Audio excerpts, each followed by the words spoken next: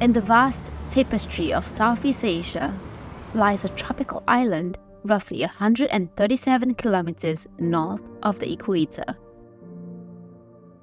Despite its reputation as a concrete jungle, its dense forests still secretly harbor a wealth of life, far from the eyes of its human inhabitants.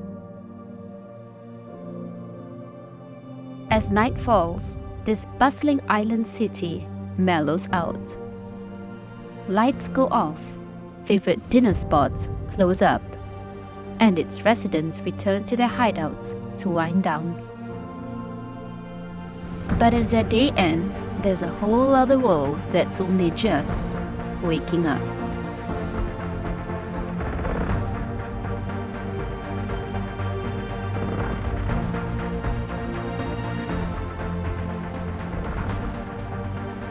Hidden in plain sight, along green corridors and behind dense foliage, is a vast and interconnected ecosystem coming to life.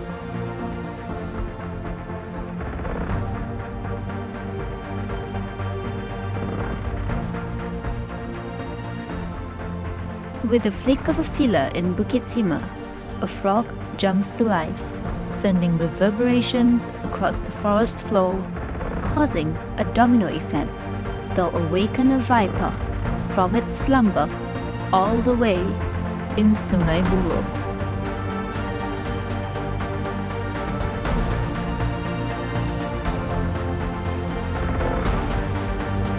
And just like that, the day begins for these creatures living in Singapore's wild spaces.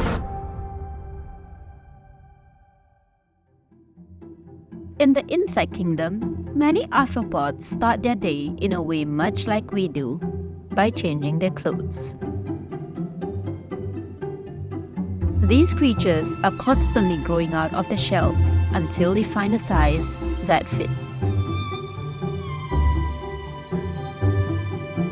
Ecdysis, or molting, is characteristic of a huge group of invertebrate animals that outgrow their exoskeletons throughout their life cycle. You might not know these creatures by name, but you've definitely heard them. From cicadas to katydids, these singers of the forests depend on the darkness to keep them safe. During ecdysis, these insects are vulnerable to predators until their new shells harden, so finding a good hiding spot can mean the difference between life and death.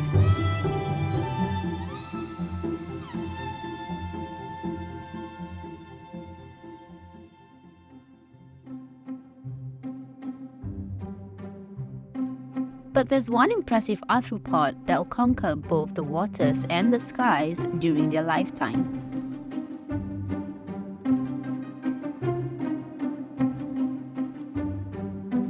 There are an estimated 136 species of dragonflies and damselflies in Singapore. Regardless of species, one thing's for sure: every dragonfly is a feat of nature. Because before they could fly, they had to spend up to a year learning how to be the toughest guy in the swamp. Dragonfly nymphs can prey on tadpoles, water beetles, and sometimes even tiny fish. Once they've mastered this skill set, they'll crawl onto stems of a water plant and allow the transformation to take place. Right before dawn, they'll emerge with brand new wings, dry off, and seize the day. Now ready to take their predatory skills to the next level.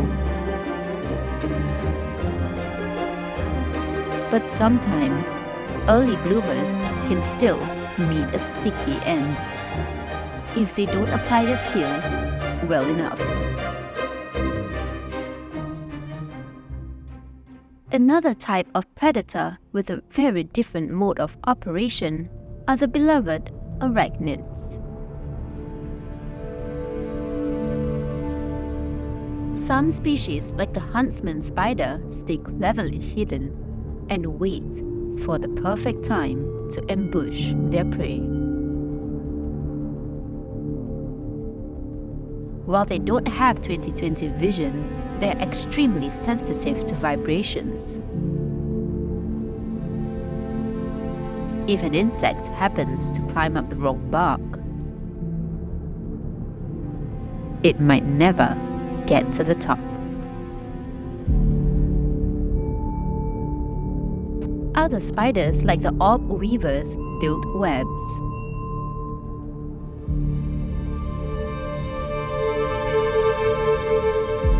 When they sense a prey caught in the web, they speed over and wrap that pitiful prey up in silk. These spiders gonna have a heavy dinner, and he's got breakfast all sorted out. Unlike many species of spiders, jumping spiders have impressive vision, and they can actually see colors that we can't.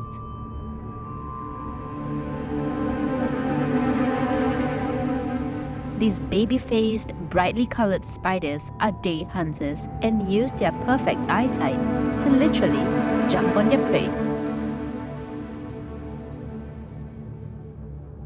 This guy was built to hunt.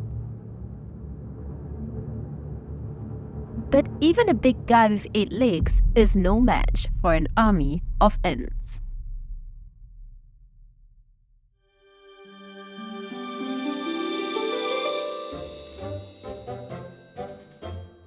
In a tropical forest, ants are ecologically dominant and can make up to 25% of the total animal biomass. These men in red are carrying the dead away from their nest and redistributing nutrients across the forest. Nature's sewage system. But the forest is big enough for 2 formidable armies to exist. Also marching across the forest floor are these hard-working termites. Running on an innate collective instinct, these tiny insects can operate in millions and still maintain efficiency.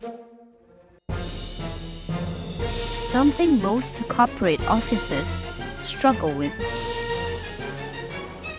By feeding on partly decayed vegetative matter, these termites are aerating the soil, keeping the forest floor moist and primed for life to exist.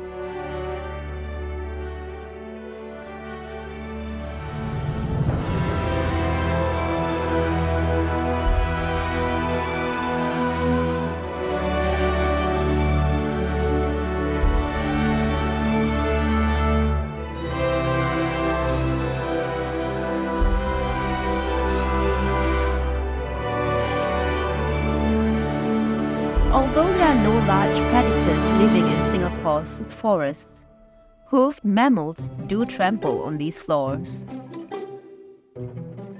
From wild boars to mouse deers, these creatures usually hide deep in the dense vegetation.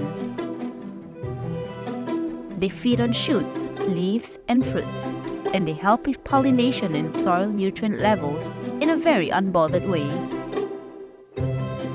By defecating. Nutrient-filled feces is an essential byproduct that helps the forest thrive. But not all mammals are hoofed and ground-dwelling.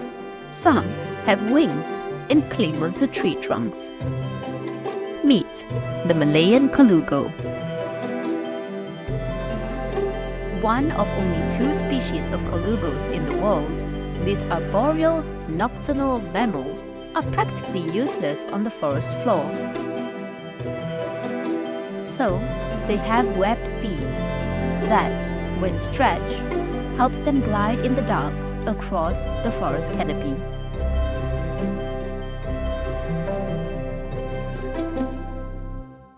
In recent years, one-hoofed mammal is making headlines across the nation.